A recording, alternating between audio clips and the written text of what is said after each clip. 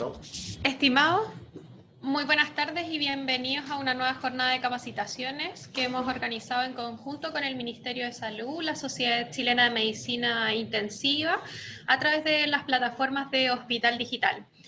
El día de hoy contamos con la presencia del doctor Hugo González, quien es médico especialista en medicina interna, nefrología y medicina intensiva de CONASEM, jefe de la UPC del Hospital San Juan de Dios, médico asesor del gabinete de la Subsecretaría de Redes Asistenciales y miembro de la Comisión Intensiva Asesora de la Subsecretaría de Redes del Ministerio de Salud.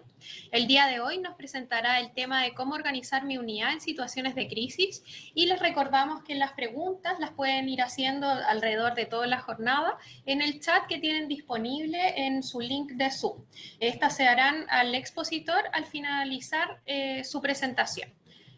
Muy buenas tardes, doctor, y lo dejamos para que nos presente. Buenas tardes a todos. Quiero dar el agradecimiento por permitirme, presentar este tema hacia ustedes, al Hospital Digital, al Ministerio de Salud y a la SUCHIMI. Bueno, vamos al grano. Yo trabajo en hospital público, soy jefe de una unidad de pacientes críticos, por lo tanto mi presentación va a estar orientada fundamentalmente al sector público. Sin embargo, hay ciertos puntos de contacto que comparten con la medicina privada. Les quiero decir de que normalmente cuando hay una crisis, hay un invierno complicado en que la demanda de atención en urgencia y la demanda de camas críticas y camas básicas se produce, uno, tiene que estar preparado para tener esas camas, reconvertir, crecer en camas, en todo nivel de la necesidad, pero eso no es suficiente, porque si uno aumenta las camas y estas se ocupan y no hay una gestión adecuada que permita tener un flujo proporcional a la necesidad, desde urgencia hasta las camas críticas y hasta las camas básicas, las camas se van a llenar y rápidamente el esfuerzo va a quedar negativo. Para mejorar la gestión, yo les voy a presentar un proyecto, una plataforma informática que desarrollamos en nuestro hospital, que permite tener en línea a todos los pacientes, de manera de ver sus estadías, los pacientes que están más allá del promedio de ese servicio, y cuáles son sus cosas pendientes, exámenes, interconsultas pendientes, de manera de resolverlas en el mismo momento que se generan, y así tener los resultados que buscamos, que son estadías más cortas y posibilidad de tener más camas libres y tener realmente camas para, para mantener esos flujos de pacientes que se generan en la unidad crítica. Bueno, ahora voy a presentarles primero cuáles son los considerandos de los hospitales públicos.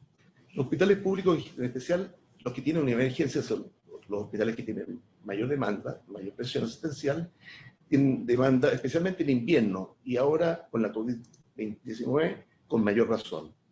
Tienen una alta ocupación permanente, eso es, todas las unidades están permanentemente ocupadas, por lo tanto hay que tener en consideración esta situación. Y hay mala coordinación habitualmente en los servicios clínicos y de apoyo, de manera que los aumentos de estadía y enlentecimiento de los flujos saturan las unidades de emergencia y los servicios.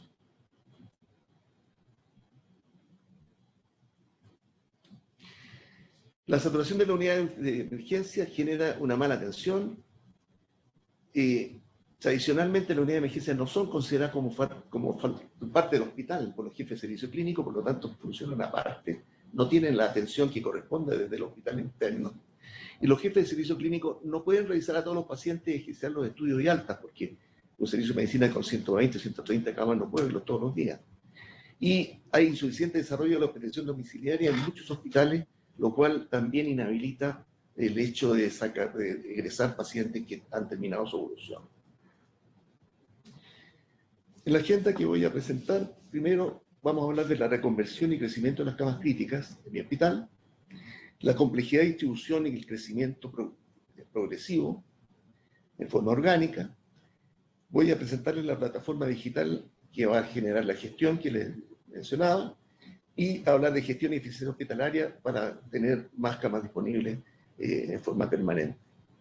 Asistencia y soporte, y los pacientes que están en las salas que no tienen monitor, o sea, fuera de UPC, tengan una calidad y seguridad de atención con un sistema que se llama Sistema de Respuesta Rápida, que se los voy a presentar para que trabajemos de forma adecuada y la atención sea la correspondiente. ¿Qué pasa en nuestro hospital? La UCI tiene 17 camas. Hay una UCI quirúrgica que tiene 8 cupos de ventilación mecánica invasiva y 12 cupos de cuidado intermedio. Y hay una unidad de cuidado intermedio con 20 camas y una unidad coronaria con 6 cupos de ventilación mecánica y 14 unidades intermedias. En la primera etapa de la reconversión y crecimiento se mantienen las cupos de UCI dental y la unidad intermedia quirúrgica transforma sus 8 cupos en 16 cupos de ventilación mecánica invasiva y los 12 cupos intermedios quedan en 0. La segunda etapa, la coronaria, de 6 cupos de ventilación mecánica pasa a 8 cupos y los 14 cupos intermedios a 13. Y la unidad de cuidado intermedio de 0 cupos de ventilación mecánica pasa a 6 de ventilación mecánica y los 20 cupos de intermedio pasan a ser 13. Una tercera etapa, cuando ya la demanda es cada vez mayor, la urgencia va a poder tener entre 0 y 4 cupos de ventilación mecánica, hasta 8, y en la cuarta etapa, 2 cupos extra de ventilación mecánica en la UCI, en la intermedia quirúrgica, en la unidad coronaria, y 6 cupos de ventilación mecánica en recuperación. Entonces, en la primera y segunda etapa se ganan 16 cupos de ventilación mecánica invasiva, pero se pierden 20 cupos de intermedio, pero al complejizar 20 camas de medicina, cuidado intermedio, se recuperan las 20 camas de intermedio, y se complejizan camas de cuidados agudos en la sala de cirugía, y las camas de otorrino, urología, potencialmente entre otros, pasan a medicina. Esa es la manera de la reconvención que se hace en el San Juan de Dios en forma progresiva. Se aumenta el cupo ventilatorio de 31 a 55 hasta la etapa 3. La implementación es progresiva y los pacientes COVID-19 estarán concentrados por sectores y la apertura progresiva es por sectores. En cuanto a la ventilación invasiva, se van a usar los ventiladores de adultos que están disponibles en el hospital, más los que lleguen de parte del ministerio. Posteriormente van a pasar a usarse los ventiladores pediátricos con la colaboración de los médicos intensivistas pediátricos. Y por último, en tercera etapa, el uso de máquinas de anestesia. Y las máquinas de anestesia van a ser manejadas por anestesiólogos, pero con la colaboración de intensivistas o internistas, de manera de que el manejo global y respiratorio se haga correcto. Y desde el punto de vista de gestión clínica y eficiencia, que es lo que va en la segunda etapa, o la paralela a la distribución de crecimiento, vamos a desarrollarla en este momento. En el servicio de urgencia, recomendaciones generales. Tiene que haber una coordinación con la unidad de pacientes críticos estricta, de manera que el paciente llega, tiene una presentación clínica y hay contacto directo con el médico que está de turno en la unidad de cuidado intensivo, de manera de que el ingreso se hará en forma adecuada y con la complexización que corresponde a la cama del paciente. Entonces, ahí tiene que definirse la clínica de hospitalización bien clara, evitar aerosolizar, de manera que tengan claro que la administración de oxígeno tiene algunos riesgos. En la reanimación que se genera en la urgencia, tiene que haber siempre el pensamiento de volumen restringido, porque tenemos que tener cuidado con el agua extravascular pulmonar, que genera disfunción respiratoria mayor. El diagnóstico diferencial con influenza, que hoy día no es necesario porque la circulación del virus de influenza es muy baja. El paciente estable podría trasladarse desde urgencias a hospitales menos complejos, usando la red de servicios de salud. Sin embargo, esto amerita que el paciente, cuando ingresa con su familia, la familia esté de acuerdo o firme un compromiso de que el paciente va a ser hospitalizado donde corresponda. Importante que los pacientes de la UCI se coordinen bien, digamos, de la urgencia, se coordinen bien con los de la UCI, porque la latencia entre la admisión a UCI desde urgencia significa mortalidad. Ustedes ven que la mortalidad estándar, digamos, de una UCI de alto nivel es 21%, pero si el paciente está más de 2 días en un lugar que no es UCI, la mortalidad sube a 50% Esto está demostrado ya del año 90 y nuestro hospital ha demostrado exactamente lo mismo. Este debería ser un póster que esté ubicado en todas las partes donde se atienden pacientes COVID, para que ustedes vean cómo se dispersan los virus de acuerdo a la técnica de oxigenoterapia. Ustedes ven al principio arriba que la ventilación no invasiva es la más peligrosa desde el punto de vista de infección intrahospitalaria de nuestro personal. Sigue la nebulización estándar, la máscara simple que llega a dispersar hasta 40 centímetros, el Venturi está 35, y fíjense que en la oxigenoterapia por cánula de alto flujo de oxígeno, que nosotros pensábamos tradicionalmente como se llega a aportar hasta 60 litros de oxígeno, generalmente lo que aerosoliza es no más allá de 10 a 12 centímetros. Por lo tanto, es un tema que hemos planteado en la comisión de admitirlo y de utilizarlo, con lo cual economizamos muchas veces hasta un 15% de los ventiladores mecánicos invasivos, al usar esta indicación cuando el paciente tiene una falla respiratoria severa. Y la última es la máscara de recirculación, que puede llegar hasta 90% de oxígeno, un poco más de fracción inspirada, pero que no tiene efectos mecánicos como tiene la cánula de alto flujo de oxígeno. Aquí hay un paciente que tiene una oxigenoterapia por cánula de alto flujo y en prono, el paciente está lúcido, de 0.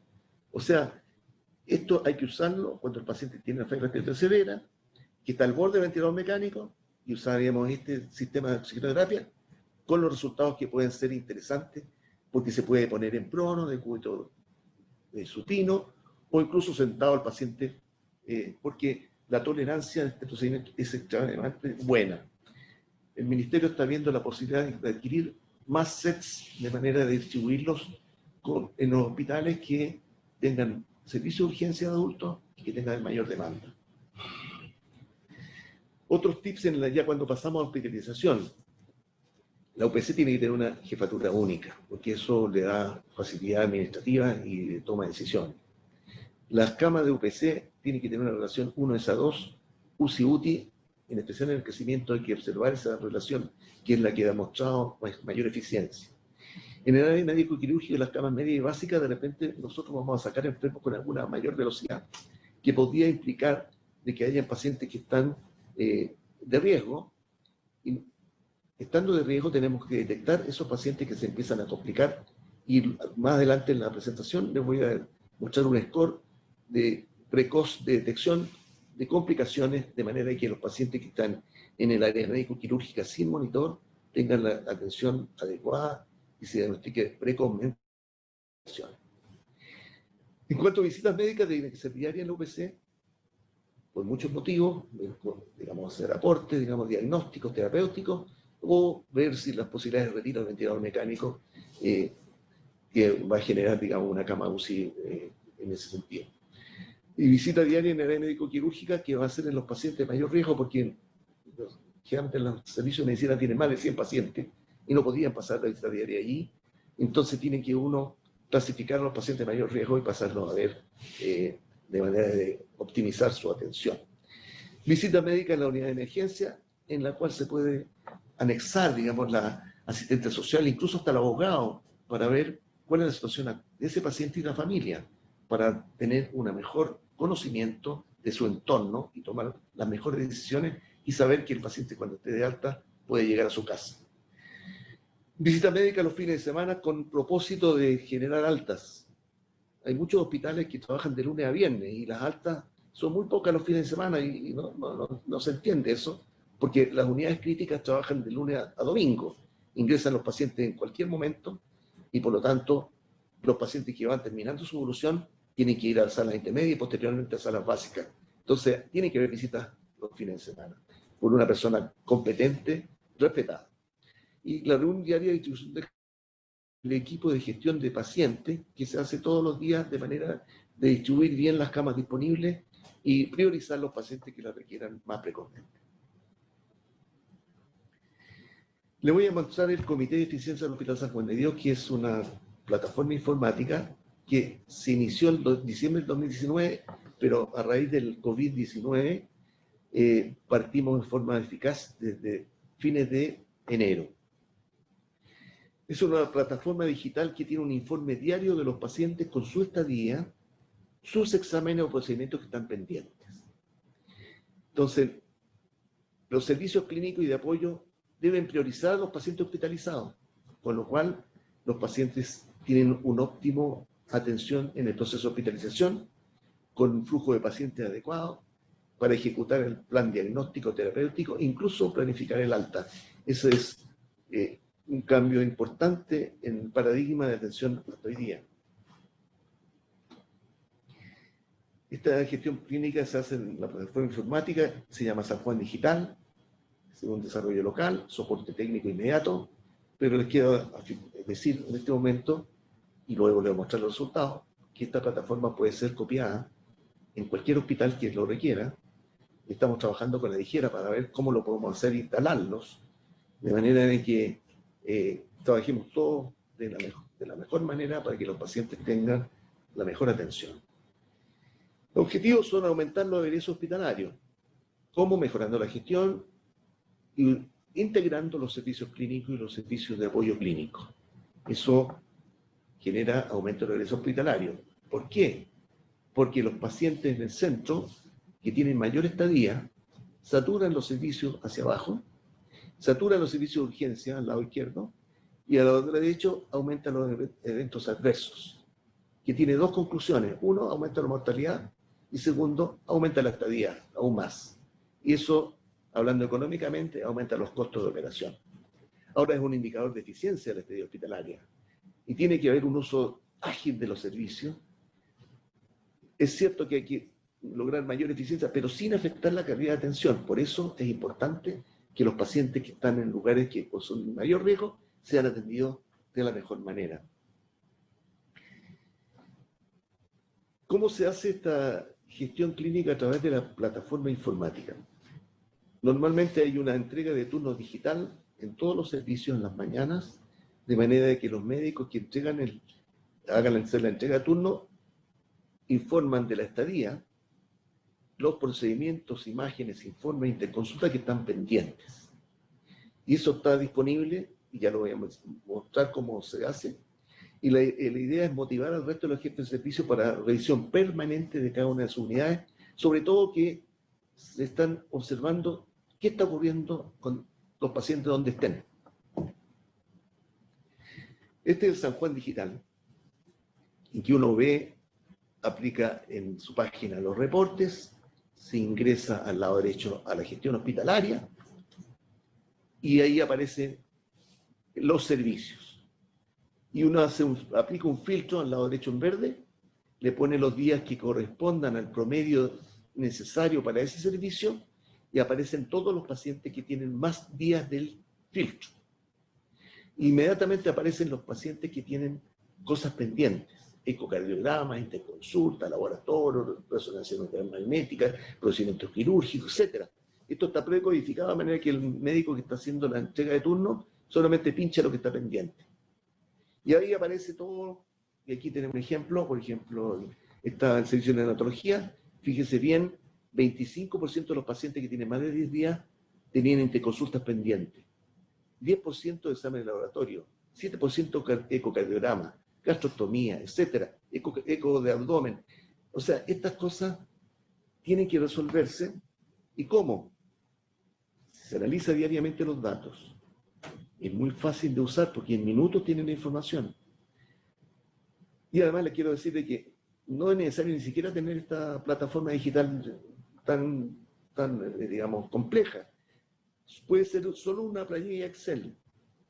Les quiero contar de que un hospital de la región metropolitana, que tenía 7.000 egresos, en diciembre del 2018 hizo una planilla Excel que salía el nombre del paciente, la edad, días de estada y las cosas pendientes, y se dieron cuenta en ese hospital que las gastrostomías, las ecografías, los ecocardiogramas, la resonancia, los informes estaban, incluso las colonoscopías se demoraban 15 días en ese hospital. Empezó a solucionarse el por qué con estadística, mostrándole a los especialistas. Los especialistas en general necesitan estadística para decirle cómo lo arreglamos. Entonces, esos médicos empezaron a ser más, digamos, ejecutivos en su especialidad, en sus procedimientos, Y ese hospital de 7.000 subió a 9.000 egresos en año 2019. De 7.000 a 9.000. O sea, el objetivo es disminuir días cama, con lo cual vamos a disponer de más camas para los pacientes que lo requieran. Y vamos a mejorar los flujos y vamos a mejorar los pacientes que salgan más rápido de las unidades críticas. Y esto significa una mejora continua porque como está disponible esta digamos, plataforma, saben todos que tienen que responder las preguntas todos los días. En mi hospital, hace 3 años, vi que la sala intermedia tenía 12 días camas promedio.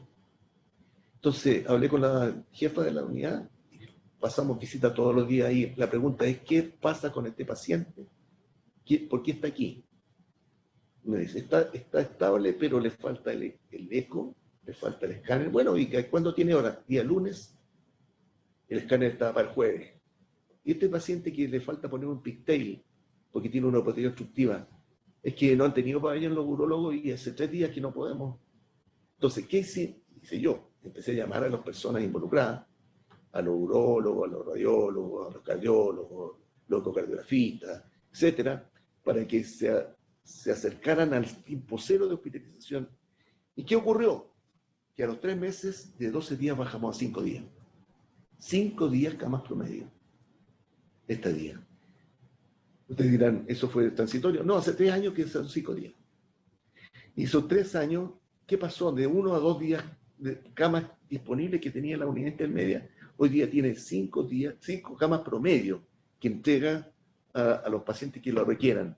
O sea, el 25% de esas camas, son 20, están disponibles todos los días para los pacientes que lo requieran. Estos son los pendientes que están precodificados: la endoscopía, gastrotomía, cirugía oportuna, imágenes, informe, cardiología. Habría que decirle a los radiólogos, oye, ¿por qué no tenemos un informe al tiro? ¿Por qué no hacen los informes de la casa por último? ¿Qué sé yo? Tantas soluciones que empezaron a aparecer. Y los traslados del servicio de menor complejidad, cuando las camas se disponen en los servicios de menor complejidad, empiezan a salir los pacientes donde están las camas de mayor complejidad. Si el paciente tiene una estadía mayor que el promedio, la pregunta es, ¿tiene exámenes, informes, procedimientos pendientes o no tiene?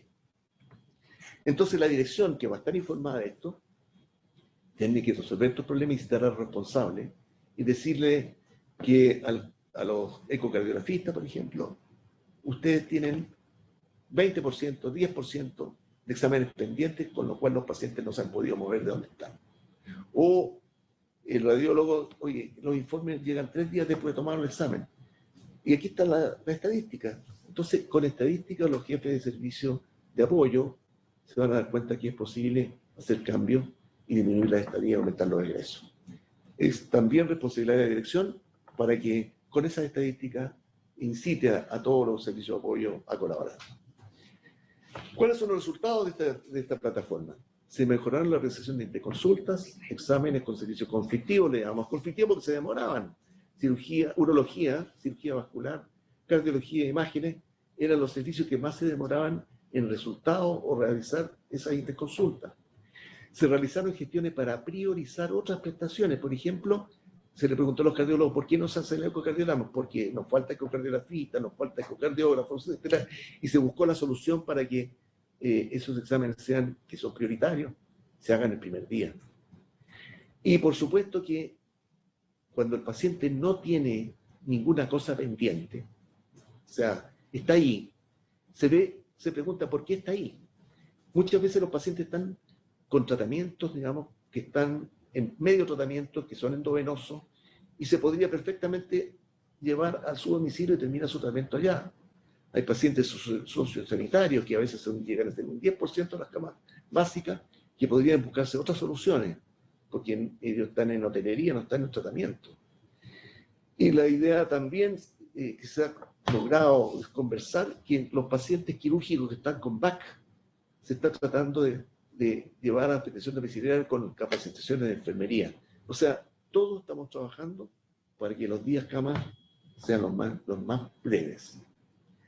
Resultado, entonces, se disminuyeron los tiempos de espera entre indicación de exámenes, se obtuvieron diagnósticos precoces, plan terapéutico, conocieron del alta, que es lo que les gusta a los doctores y las enfermeras. los doctores enfermeros no les gusta tener al enfermo ahí esperando los exámenes una semana. Les gusta tener el informe, el diagnóstico y su experiencia válida. Y fíjese lo que ocurrió con los pacientes hospitalizados sin causa clara, 0. Porque todos los días se le preguntaba al jefe de servicio, ¿y qué tiene este paciente? ¿Por qué está pendiente? O sea, no está de alta si no tiene cosas pendientes.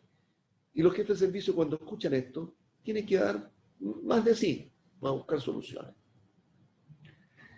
Los comités de eficiencia entonces pueden mejorar los flujos de salida de los pacientes y agilización de los traslados de UCI a UTI, a camas medias o básicas.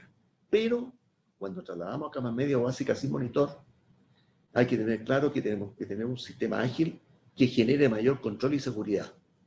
O sea, el paciente tiene que salir de esa cama, COVID-19, se puede complicar, y cómo hacemos un diagnóstico oportuno de esa complicación. Entonces vamos a la atención del paciente de riesgo hospitalizado fuera del OPC. ¿Cuál es la base? Un score precoz de complicaciones. Sencillo, no significa mayor trabajo de la enfermería, y la enfermedad se pone muy contenta con esto. Se implementa un sistema de respuesta rápida que enfermería identifica los pacientes de alto riesgo, los clasifica y genera actitudes. ¿En qué servicio? En todos los niveles de pacientes hospitalizados, cualquiera, y en camas sin monitorización fuera de la OPC. Quiero decir, en todo el hospital.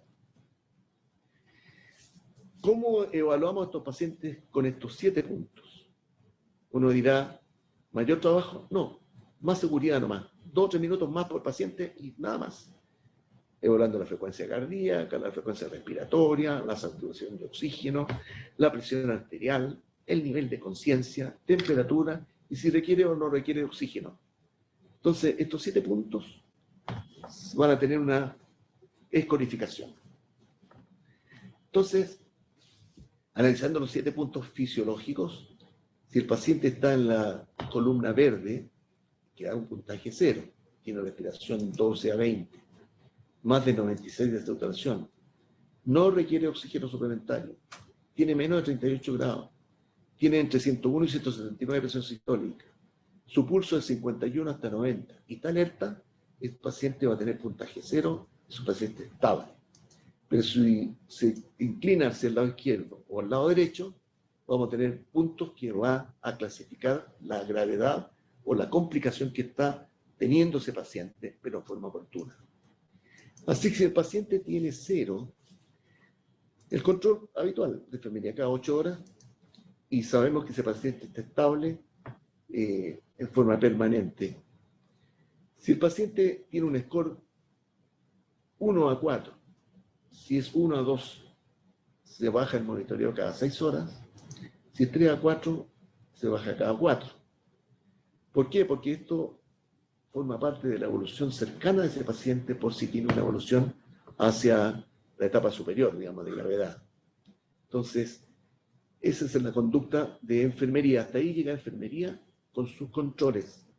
Pero si el paciente tiene 5 o 6 puntos, o más de 3 en un parámetro, el control baja inmediatamente cada 1 hora, pero de inmediato tiene que aparecer un médico residente en menos de 10 minutos. Puede ser residente, puede ser médico tratante, depende de la hora, puede ser un especialista, pero tiene que estar en 10 minutos. Nosotros trabajamos con los cirujanos y usted sabe que a los cirujanos les gusta operar todo el día en pabellón y con toda razón.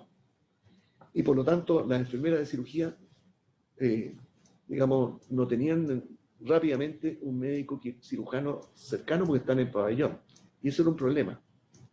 De hecho, el jefe de cirugía, después que se echó a andar esto, me dijo, oye, ¿qué tienes con tu score que están llamando cada rato?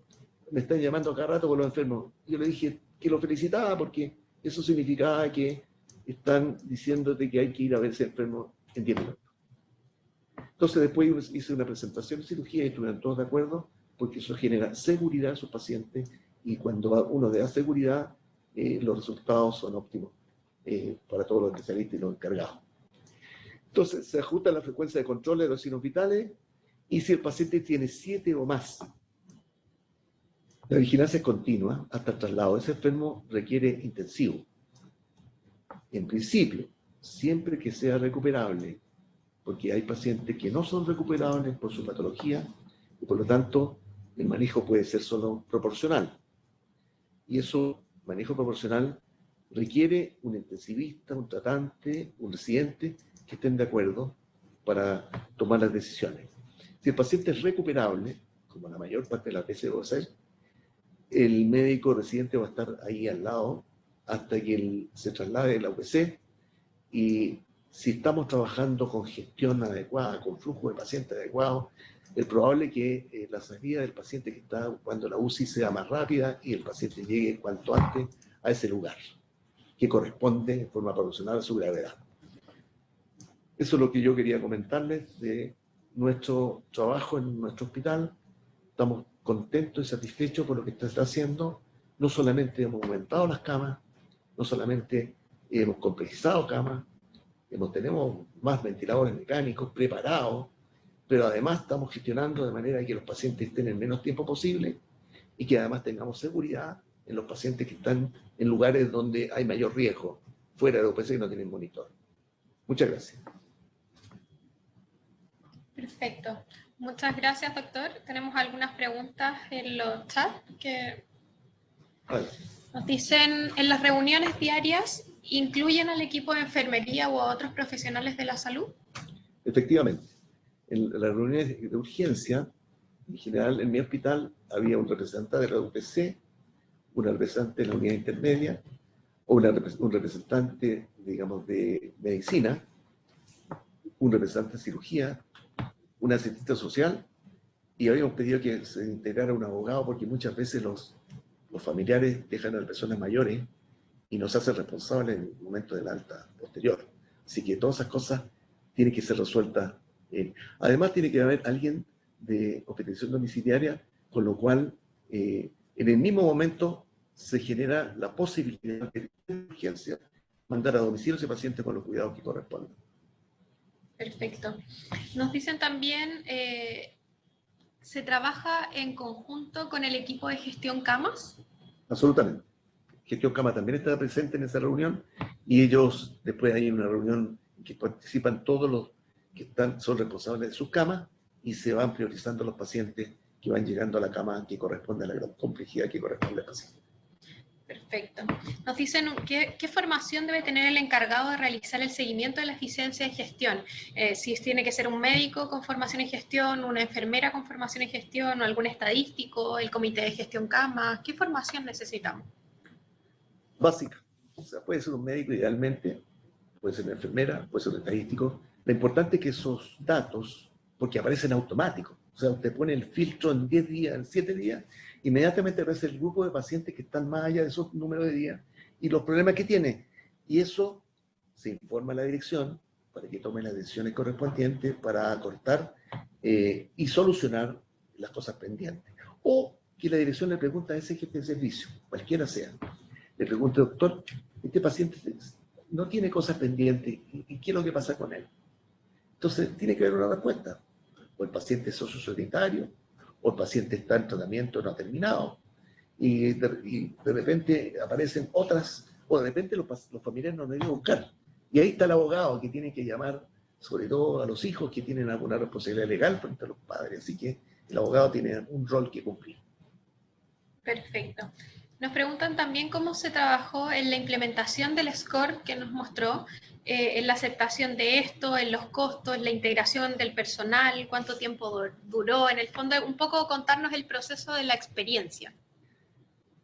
¿Se refiere al score? Sí, al score. El score, yo les voy a contar un poco la historia del score.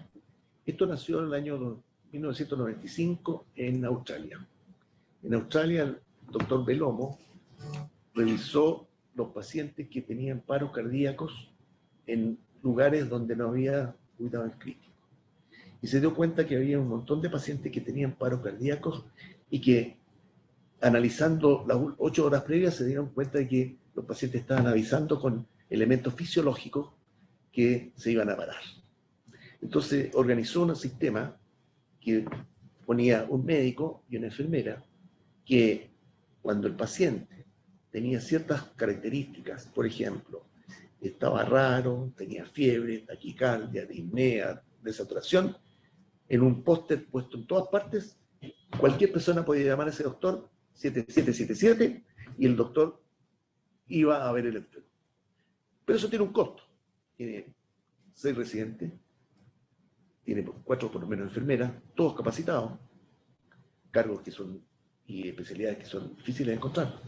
Entonces nosotros usamos lo que es, digamos, el sistema que les mostré, que utiliza lo mismo de siempre. Las enfermeras son las más contentas porque no se demoran nada en controlar y además tienen la presencia pronta del médico que corresponde al lado del paciente. O sea, si usted lo implementa hoy día y lo echa a andar mañana, va a tener respuesta y va a tener colaboración de enfermería.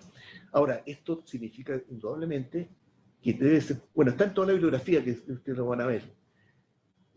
Tienen que, la dirección que esté de acuerdo con este proceso, procedimiento o trabajo, invite a todos los jefes y les diga que vamos a trabajar de esta manera para que ellos muestren un acuerdo de que van a disponer de un médico para ir a atender a ese paciente que lo requiera.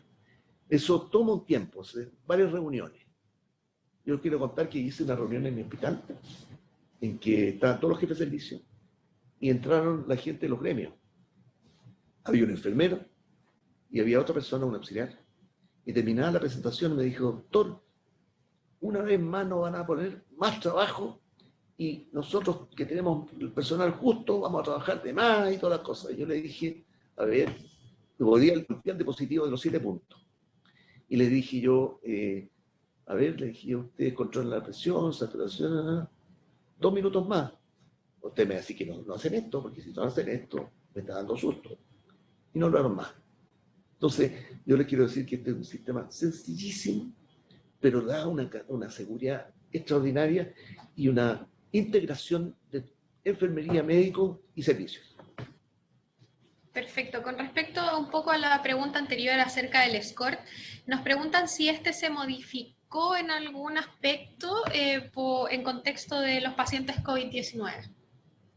No se modificó porque eso nos permite, o sea, sabiendo y con mayor razón, pacientes COVID-19 que están en sala básica o sala de cuidados medios, se tiene que aplicar.